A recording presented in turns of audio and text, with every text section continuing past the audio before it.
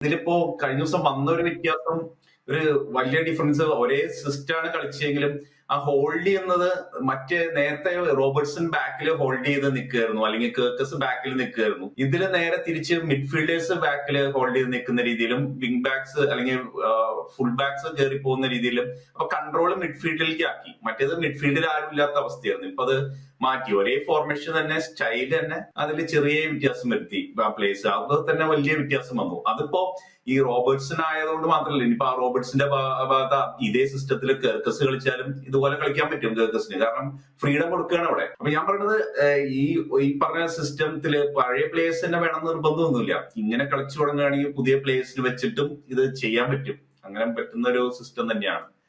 അങ്ങനെയാണ് എനിക്ക് ഫീൽ ചെയ്തത്. അതിന് നന്നായിട്ട് ഇമ്പ്രൂവ് ചെയ്യും.